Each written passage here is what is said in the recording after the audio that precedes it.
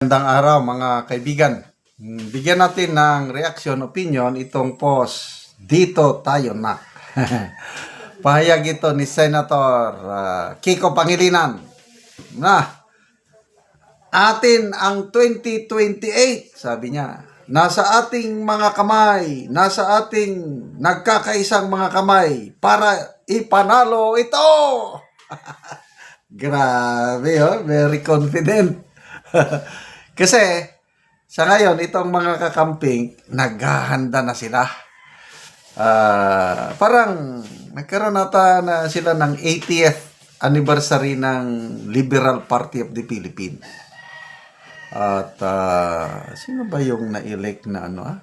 Ito ata si Pangilinan ang chairman emeritus, tapos si Congresswoman Leila de Lima ang president. Tapos naitsapuera si Madam Leni.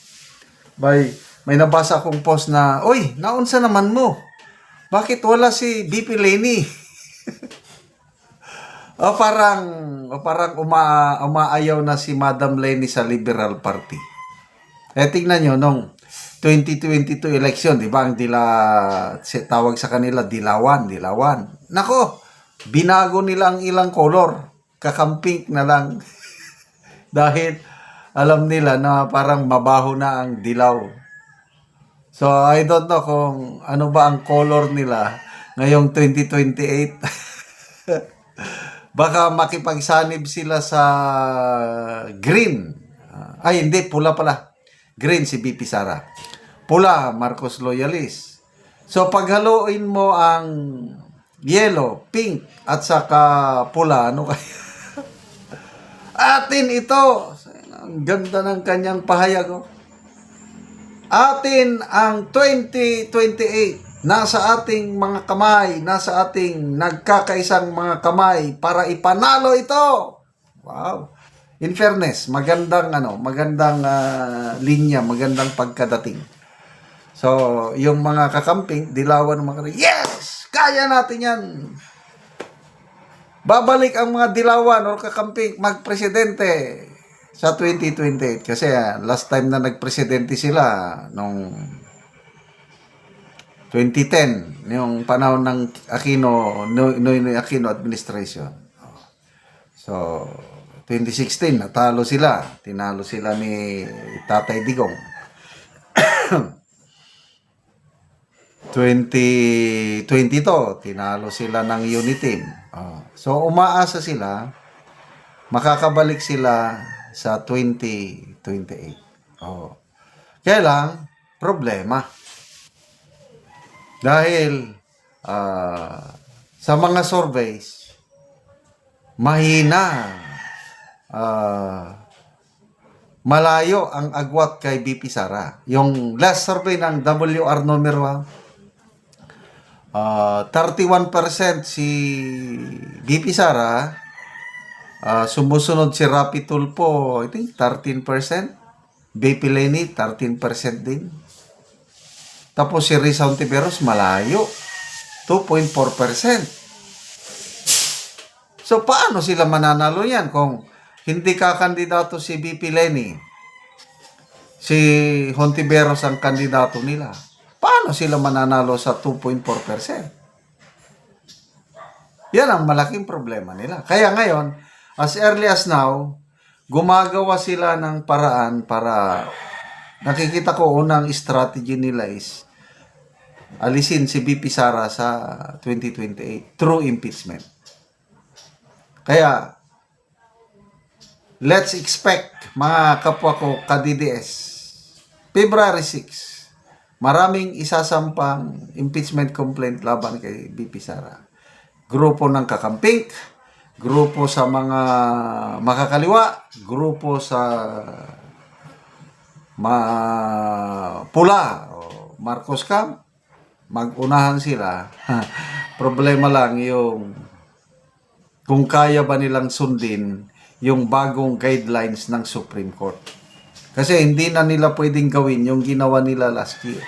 Napakahigpit na ang guidelines ng Supreme Court. Una, dapat yung sundin nila yung proseso. yung dadaan muna sa Committee on Justice. And then from there, i-determine ang form and substance. Doon pa lang sa Committee on Justice, dapat mag-appear doon si VP Sara. Dapat magkaroon ng pagkakataon si VP Sara na sagutin ang mga aligasyon doon pa lang sa Committee on Justice. So, matagal yun. Yun ang unang bloodbath sa Committee on Justice. Then after that, ang Committee on Justice, i-determine niya yung kung i-endorse ba niya ang impeachment case sa plenaryo. O doon sa plenaryo, yan, boboto sila lahat yan. Hindi na pwede yung diretsong papirma.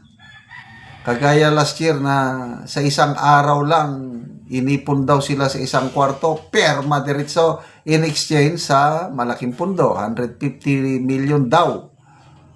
Oh, so napakadali na-endorse ang impeachment case sa Senado. Ngayon, hindi na nila pwedeng gawin yon. Yan ang So, marami bang pipirma? Ang mga kongresista, kaya ba nilang isugal ang kanilang re-election or political career sa 2028 laban sa nangungunang kandidato, which is VP Sara? Ayan ang tanong. So, granting, na ipipirma, 1/3. Darating sa Senado. Ang tanong, mga kakampi, may sapat ba kayong bilang?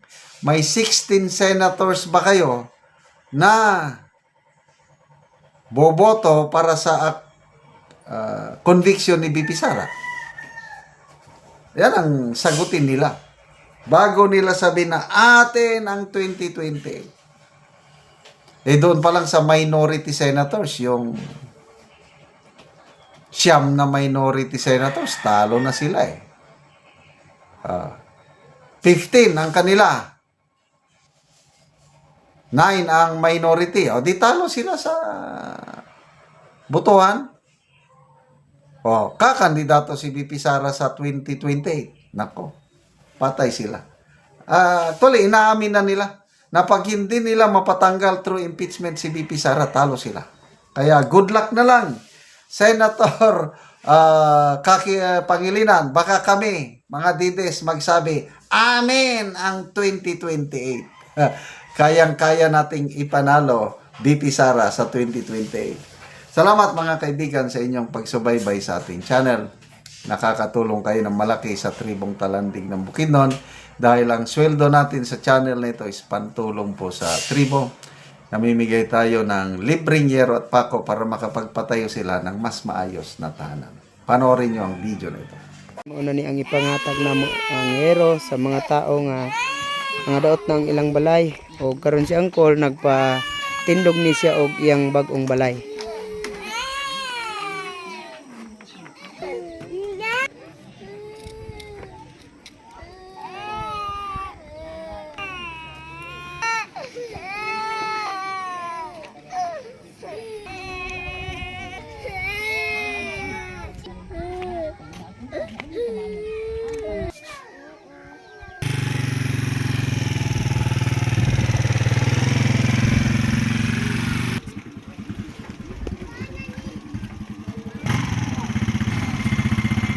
O karon abot na gyud ang yero nahatag ni Angkol.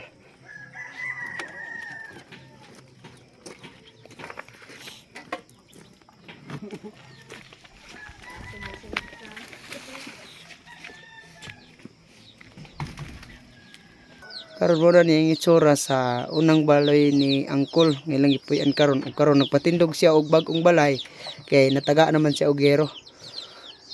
O mga putol-putol na gyud ang iyang yero. Ug mo na ni ang bag-ong balay nga gitukod ni Angkol ug karon mag-atop na gyud siya. Salamat kayo sa Ginoo nga natagaan na migsin kay nakakuha namin sa among balay nga buslot na. Labaw na sa nagtabang sa amoa. Dagan salamat. Kaya nakuan kami. Nasulbad mi sa among mga kuan problema sa among panimalay. Nakuan namong kuan atop. Nasulbad na. Pila na di anti katuig inyong balay? 20 na nakapin katuig among balay. 20 na katuig. Mm. Ay sige. So dugay na gid, so karon pa magtukod og bagong balay. Oo. Ay sige, salamat.